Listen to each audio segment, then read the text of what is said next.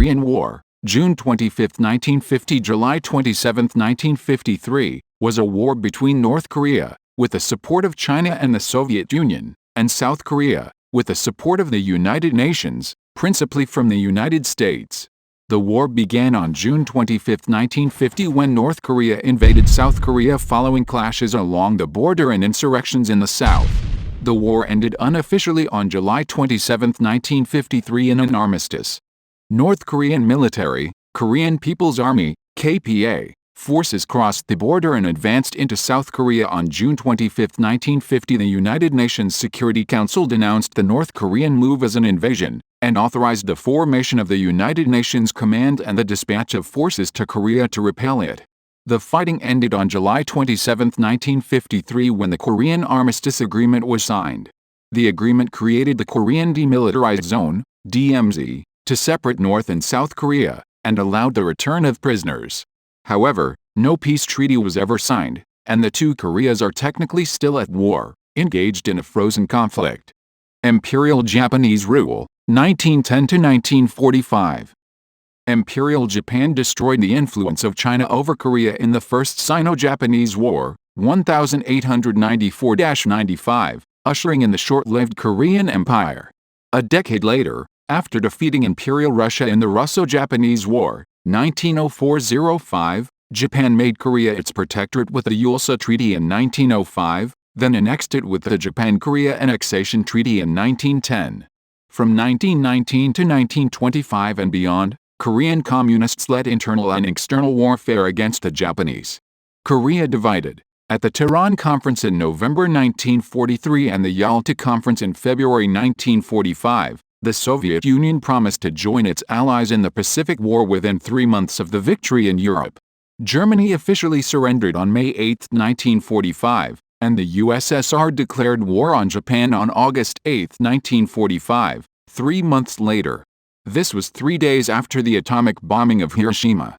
By August 10, the Red Army had begun to occupy the north of Korea. On the night of August 10 in Washington, U.S. Colonels Dean Rusk and Charles H. Bonesteel III were assigned to divide Korea into Soviet and U.S. occupation zones and proposed the 38th parallel as the dividing line. This was incorporated into the U.S. General Order No. 1, which responded to the Japanese surrender on August 15. Citing the inability of the Joint Commission to make progress, the U.S. government decided to hold an election under United Nations auspices with the aim of creating an independent Korea. The Soviet authorities and the Korean Communists refused to cooperate on the grounds it would not be fair, and many South Korean politicians boycotted it. A general election was held in the South on May 10, 1948. North Korea held parliamentary elections 3 months later on August 25. The resultant South Korean government promulgated a national political constitution on July 17, 1948, and elected Syngman Rhee as president on July 20, 1948. This election is generally considered to have been manipulated by the Rhee regime. The Republic of Korea, South Korea, was established on August 15, 1948. In the Soviet Korean zone of occupation, the Soviet Union agreed to the establishment of a communist government led by Kim Il-sung. The Soviet Union withdrew its forces from Korea in 1948, and U.S. troops withdrew in 1949. Communist insurgency in South Korea, 1948 to 1950. The first socialist uprising occurred without direct North Korean participation, though the guerrillas still professed support for the northern government. Beginning in April 1948 on the isolated island of Jeju, the campaign saw mass arrests and repression by the South Korean government in the fight against the South Korean Labor Party, resulting in a total of 30,000 violent deaths, among them 14,373 civilians, of whom 2,000 were killed by rebels and 12,000 by ROK security forces.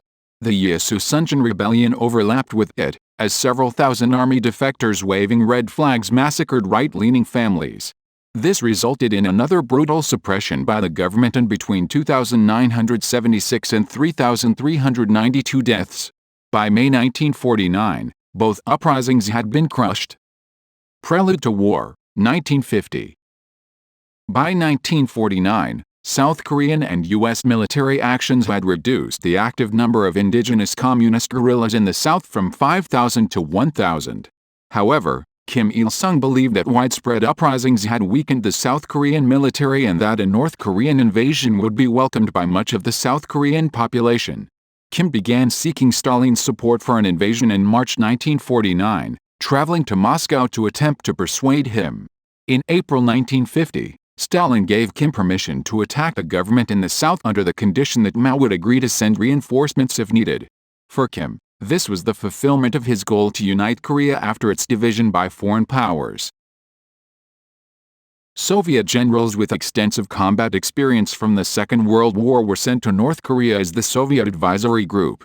These generals completed the plans for the attack by May. The original plans called for a skirmish to be initiated in the Ongjin Peninsula on the west coast of Korea.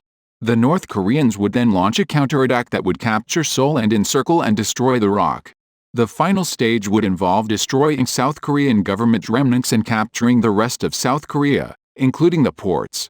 On June 21, 1950, Kim Il-sung revised his war plan to involve a general attack across the 38th parallel, rather than a limited operation in the Ongjin Peninsula. Kim was concerned that South Korean agents had learned about the plans and that South Korean forces were strengthening their defenses. Stalin agreed to this change of plan. While these preparations were underway in the north, there were frequent clashes along the 38th parallel, especially at Kaesong and Ongjin, many initiated by the South. Comparison of forces. According to the first official census in 1949, the population of North Korea numbered 9,620,000, and by mid-1950 North Korean forces numbered between 150,000 and 200,000 troops, organized into 10 infantry divisions, 1 tank division, and 1 Air Force division, with 210 fighter planes and 280 tanks, who captured scheduled objectives and territory, among them Kaesong, Chuncheon, Gyeongbu and Ongjin. Their forces included 274 T-34-85 tanks, 200 artillery pieces, 110 attack bombers, and some 150 Yak fighter planes, and 35 reconnaissance aircraft. In addition to the invasion force, the North had 114 fighters, 78 bombers, 105 T-34-85 tanks, and some 30,000 soldiers stationed in reserve in North Korea. Although each navy consisted of only several small warships, the North and South Korean navies fought in the war as seaborne artillery for their armies.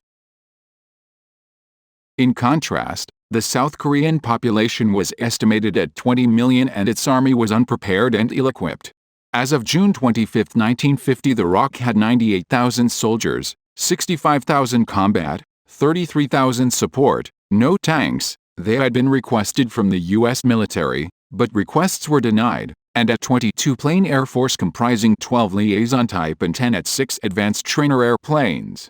Large U.S. garrisons and air forces were in Japan, but only 200-300 U.S. troops were in Korea. Course of the war. At dawn on Sunday, June 25, 1950, the KPA crossed the 38th parallel behind artillery fire. The KPA justified its assault with a claim that ROK troops attacked first and that the KPA were aiming to arrest and execute a bandit traitor Syngman Rhee. Fighting began on the strategic Ongjin Peninsula in the west. There were initial South Korean claims that the 17th Regiment captured the city of Haeju, and this sequence of events has led some scholars to argue that the South Koreans fired first. Whoever fired the first shots in Ongjin, within an hour, KPA forces attacked all along the 38th parallel. The KPA had a combined arms force including tanks supported by heavy artillery. The ROK had no tanks, anti-tank weapons or heavy artillery to stop such an attack. In addition, the South Koreans committed their forces in a piecemeal fashion and these were routed in a few days. On June 27, Rhee evacuated from Seoul with some of the government. On June 28, at 2 a.m., the ROK blew up the Hangang Bridge across the Han River in an attempt to stop the KPA. The bridge was detonated while 4,000 refugees were crossing it and hundreds were killed. Destroying the bridge also trapped many ROK units north of the Han River. In spite of such desperate measures, Seoul fell that same day. A number of South Korean National Assemblymen remained in Seoul when it fell, and 48 subsequently pledged allegiance to the North. On June 28, Rhee ordered the massacre of suspected political opponents in his own country. In 5 days, The ROK, which had 95,000 men on June 25, was down to less than 22,000 men. In early July, when U.S. forces arrived, what was left of the ROK were placed under U.S. operational command of the United Nations Command. United States response. As soon as word of the attack was received, Atkinson informed President Truman that the North Koreans had invaded South Korea. Truman and Atkinson discussed a U.S. invasion response and agreed that the U.S. was obligated to act, paralleling the North Korean invasion with Adolf Hitler's aggressions in the 1930s, with the conclusion being that the mistake of appeasement must not be repeated. Several U.S. industries were mobilized to supply materials, labor, capital, production facilities, and other services necessary to support the military objectives of the Korean War. However, President Truman later acknowledged that he believed fighting the invasion was essential to the U.S. goal of the global containment of communism. In August 1950, the President and the Secretary of State obtained the consent of Congress to appropriate $12 billion for military action in Korea.